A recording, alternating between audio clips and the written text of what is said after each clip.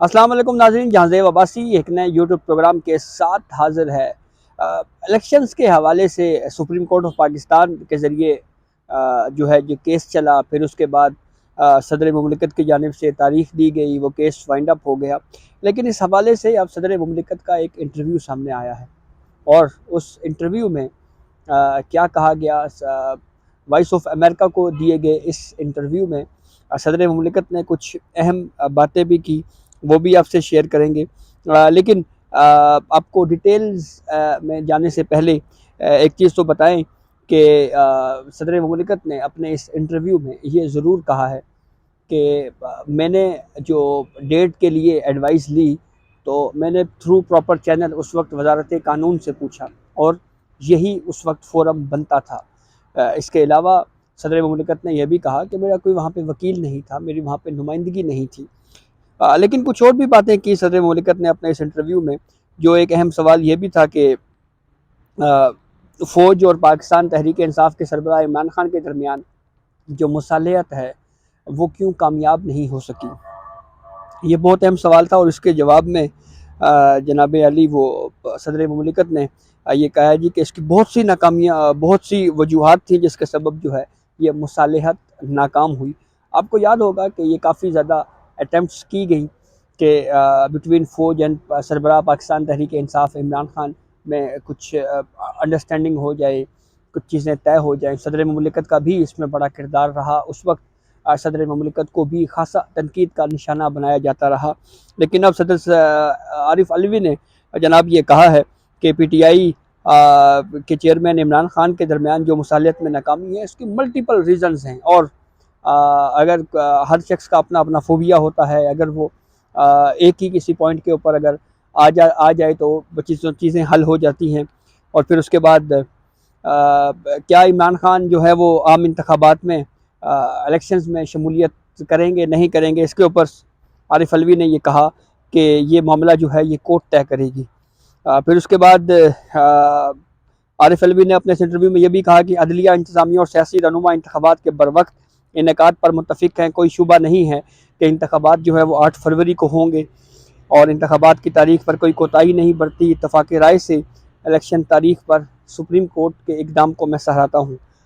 پھر اس کے بعد ایک سوال یہ کیا گیا کہ اگر ان الیکشنز میں جو 2024 فروری 8 کو ہونے جا رہے ہیں، اگر اس میں میاں محمد نواز شریف وزیر اعظم بن جاتے ہیں تو پھر اس کے بعد کیا وہ حلف کا تقاضا پورا کریں گے؟ تو انہوں نے کہا جی کہ ہاں جی بالکل، نواز شریف اگر وزیر اعظم منتخب ہوئے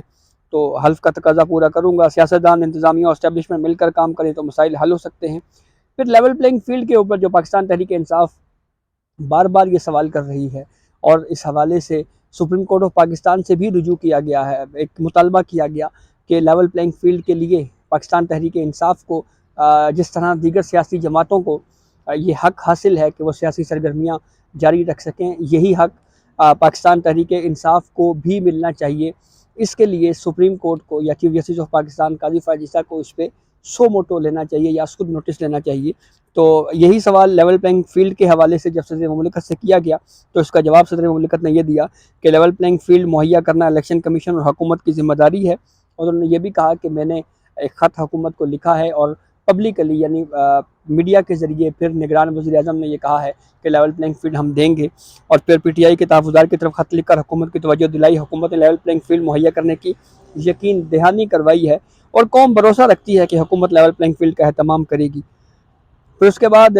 عارف علوی صدر مملکت نے یہ بھی کہا کہ الیکشن شفاف بنانے کے لیے آئین صدر کو عملی اقدامات کی اجازت نہیں دیتا۔ معاملات پر حکومت کی توجہ دلانے کے علاوہ میرے پاس اور کوئی رستہ نہیں ہے، کیونکہ صدر کے پاس انتظامی اختیارات نہیں ہوتے، بلکہ صدر کی جانب سے اٹھائے گئے نکات جو ہے وہ بہت معنی رکھتے ہیں۔ توقعات اپنی جگہ، لیکن ایسا کوئی اقدام نہیں لے سکتا میں جس کی مجھے آئین اجازت نہیں دیتا۔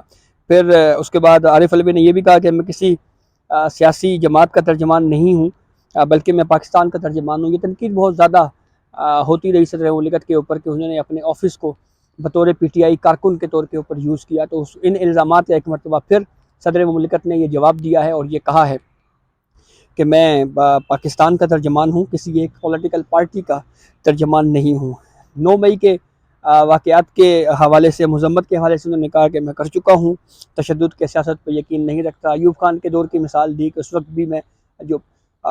پرتشدد احتجاج تھا میں اس کے خلاف تھا، مجھے گولی بھی لگی، اور حکومتوں کو چاہیے کہ وہ ایسے حالات پیدا نہ کریں جس سے احتجاج پرتشدد ہو جائے۔ اور عام شہریوں کا جو ملٹری کورٹس میں ٹرائل کے حوالے سے سوال پوچھا گیا تو اس کے جواب میں صدر مملکت نے یہ جواب دیا کہ اس حوالے سے 9 مئی کے واقعات کے معاملے پہ فوجی عدالتوں میں سماعت جو ہے اس کے اوپر میں قبل از وقت کوئی رائے اس لیے نہیں دیا جاتا کہ یہ معاملہ ابھی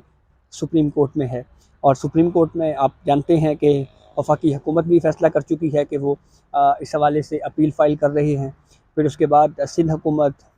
کی جانب سے بھی ایک وکیل کے ذریعے درخواست تیار کی گئی ہے، وہ بھی جو ہے وہ دائر کی جائے گی۔ پھر اس کے بعد پناہ گزینوں کے حوالے سے سوال پوچھا گیا تو انہوں نے کہا کہ دنیا کے پناہ گزینوں کا بوجھ بانٹنے میں پاکستان کی مدد نہیں کی گئی، غیر قانونی پناہ گزینوں کی واپسی کا فیصلہ مناسب اقدام ہے، معیشت اب پناہ گزینوں کا بوجھ مزید نہیں اٹھا سکتی، ایپیکس کمیٹی غیر قانونی مقیم افغانوں کی واپسی کے فیصلے پر چاہے تو نظر ثانی کر سکتی ہے۔ پھر افغان طالبان دراندازی روکنے میں ناکام رہی، صدر مملکت نے یہ بھی کہا، اور پھر یہ کہا کہ یقین دہانی کے باوجود ٹی ٹی پی کے خلاف جو ہے وہ اقدام نہیں کیے گئے۔ آرمی چیف نے بتایا افغان طالبان کو شواہد بھی دیے کہ کابل سے رابطے کا فقدان نہیں، لیکن طالبان عملی اقدامات یعنی پریکٹیکل میئرز اس حوالے سے انیشیٹ کریں۔ پھر فلسطین غزہ کی جو صورتحال ہے اس کے اوپر ایک سوال ہوا تو صدر مملکت نے کہا کہ صدر مملکت عارف علوی نے کہا کہ پاکستان اپنے قیام کی تحریک سے فلسطینیوں کے ساتھ کھڑا ہے، غزہ کی جو صورتحال ہے اس پر پاکستان نے جو عالمی فورمز ہے اس پر موقف اپنا دہرایا، اپنے موقف کو کنٹینیو کیا، اور مسئلہ فلسطین کا حل 2 ریاستی منصوبہ ہے۔ غزہ میں ظلم پر عالمی رہنماؤں کی خاموشی جو ہے وہ افسوسناک ہے۔ تو اس انٹرویو میں کچھ چیزیں جو ہیں وہ ایک دفعہ پھر صدر مملکت نے کلیئر کی ہیں، لیکن ایک چیز بہرحال اب بھی ایگزسٹ کر رہی ہے، وہ ہے لیول پلینگ فیلڈ کی، کہ ایک پولیٹیکل پارٹی پاکستان تحریک انصاف بار بار یہ مطالبہ کر رہی ہے کہ دیگر سیاسی جماعتوں کی طرح انہوں بھی لیول پلینگ فیلڈ یعنی مساوی سیاسی سرگرمیاں جاری رکھنے کے مواقع ملنے چاہیے۔ پکڑ دکڑ کا سلسلہ، اگر کوئی جلسہ ہو رہا ہے، کہیں کا کارنر میٹنگ ہو رہی ہے تو اس کے اوپر کریک ڈاؤن نہیں ہونا چاہیے، کارکنوں کی گرفتاریاں اس طرح سے نہیں ہونی چاہیے۔ اگر دیگر سیاسی جماعتوں کو یہ سہولت حاصل ہے کہ وہ سیاسی سرگرمیاں جاری رکھ سکیں تو پھر